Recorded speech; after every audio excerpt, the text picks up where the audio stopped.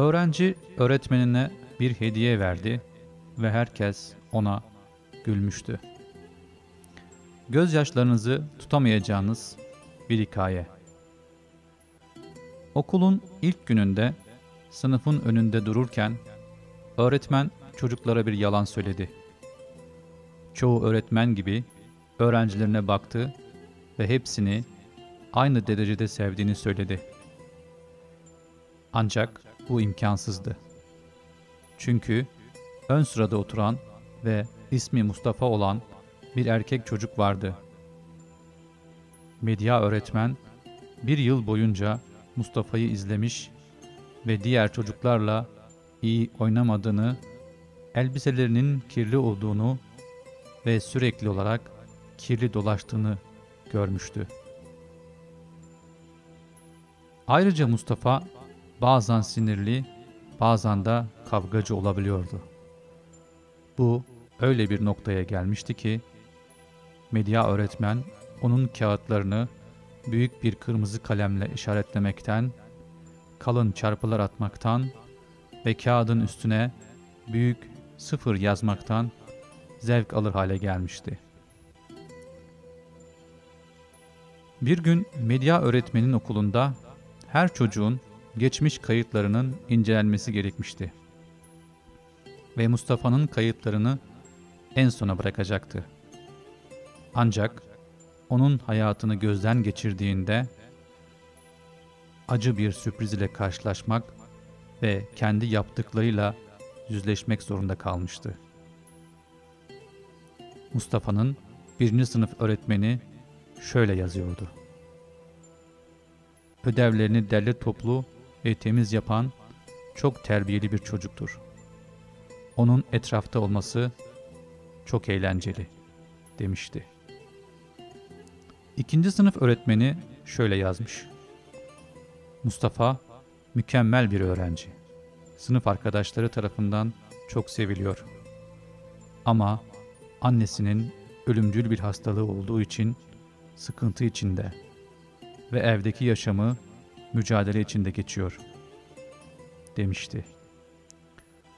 3. sınıf öğretmeni şöyle yazmış. Mustafa'nın annesinin ölümü onun için çok zor oldu. Mustafa elinden gelenin en iyisini yapmaya çalışıyor. Ama babası ona ilgi göstermiyor. Ve eğer bazı adımlar atılmazsa evdeki yaşamı yakında onu çok etkileyecek. Mustafa'nın 4. sınıf öğretmeni şöyle yazmıştı. Mustafa içine kapanık ve okulda derslere çok fazla ilgi göstermiyor. Çok fazla arkadaşı yok ve bazen sınıfta uyuyor. Bunları okuyunca medya öğretmen problemi kavradı ve kendinden çok utandı. Öğrencileri ona güzel kurdelelerle ve parlak kağıtlara sarılmış hediyelerle geldiğinde bile kendisini çok kötü hissetmişti. Mustafa'nın hediyesini alıncaya kadar bu böyle devam etti. Mustafa'nın hediyesi bir marketten aldığı kalın kahverengi ambalaj kağıdı ile beceriksizce sarılmıştı. Medya öğretmen onu diğer hediyelerin ortasında açmaktan acı duydu. Ancak her şeye rağmen medya öğretmen paketi açtı ve pakette taşlarından bazıları düşmüş, yapma elmas taşlı bir bilezik ve çeyreği dolu olan bir parfüm şişesini çıkarınca çocuklardan bazıları gülmeye başladılar. Ama o bileziğin ne kadar güzel olduğunu söylediğinde çocukların gülmesi kesildi.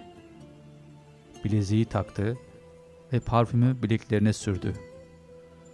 Mustafa o gün okuldan sonra öğretmenine şunu söylemek için kaldı. Öğretmenim, bugün aynı annem gibi kokuyordunuz. Bunun üzerine çocuklar gittikten sonra medya öğretmen en az 1 saat ağladı. O günden sonra okuma, yazma ve matematik öğretmeyi bıraktı. Bunun yerine çocuklara eğitmeye başladı. Ayrıca medya öğretmen Mustafa'ya özel bir ilgi gösterdi. Onunla çalışırken zihni canlanmaya başlıyor ve daha değişik eğitim taktikleri uyguluyordu. Onu daha fazla teşvik ettikçe Mustafa daha hızlı karşılık veriyordu. Yılın sonuna kadar Mustafa sınıftaki en zeki çocuklardan biri olmuştu. Ve tüm çocukları aynı derece sevdiğini söylemesine rağmen Mustafa onun gözdelerinden biri olmuştu. Bir sene sonra medya öğretmen kapısının altında Mustafa'dan bir not buldu. Mustafa ona hala tüm yaşamında sahip olduğu en iyi öğretmen olduğunu söylüyordu. 6 yıl sonra Mustafa'dan bir not daha aldı. Liseyi bitirdiğini, sınıfında 3. olduğunu ve onun hala hayatındaki en iyi öğretmen olduğunu yazmıştı. Bundan 4 yıl sonra bazı zamanlar zor geçmesine rağmen okulda kalarak sabırla çalışmaya devam ettiğini ve yakında kolejden en yüksek dereceyle mezun olacağını yazan başka bir mektup daha aldı. Yine medya öğretmenin tüm yaşamındaki en iyi ve en favori öğretmen olduğunu yazmıştı. Sonra 4 yıl daha geçti ve başka bir mektup geldi. Bu kez fakülte diplomasını aldıktan sonra biraz daha ilerlemeye karar verdiğini açıklıyordu.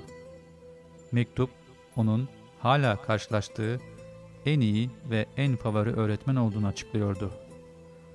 Ama şimdi ismi biraz daha uzundu. Mektup şöyle imzalanmıştı. Profesör Doktor Mustafa Yılmaz, tıp doktoru. Bu acıklı hikaye burada bitmiyor. Medya öğretmen yıllar sonra başka bir mektup daha alıyor. Ve mektupta Mustafa bir kızla tanıştığını ve onunla evleneceğini söylüyordu. Babasının birkaç hafta önce vefat ettiğini açıklıyor ve evlenme töreninde medya öğretmenin damadın annesine ayrılan yere oturup oturamayacağını soruyordu. Şüphesiz medya öğretmen bunu kabul etmişti. Ve tahmin edin ne oldu? Düğüne giderken taşları düşmüş olan o bileziği taktı. Dahası Mustafa'nın annesinin süründüğü parfümden sürdü. Birbirlerini kucakladılar ve Doktor Mustafa medya öğretmenin kulağına şöyle fısıldadı. Bana inandığınız için teşekkür ederim öğretmenim. Bana önemli olduğumu hissettirdiğiniz ve bir fark meydana getirebileceğimi gösterdiğiniz için çok teşekkür ederim, demişti. Medya öğretmen ise gözlerinde yaşlarla fısıldadı ve şöyle dedi. Mustafa, yanlış şeylere sahiptim. Bir fark meydana getirebileceğimi bana öğreten sendin. Seninle tanışıncaya dek nasıl öğreteceğimi bilmiyordum. Evet, bu acıklı hikayenin ardında çıkarılması gereken belki de en büyük sonuç, birinin hayatında bir fark oluşturabilmek ve hepimizin hayatında iyi bir öğretmene denk gelebilmek umuduyla. Öğretmenler Günümüz kutlu olsun.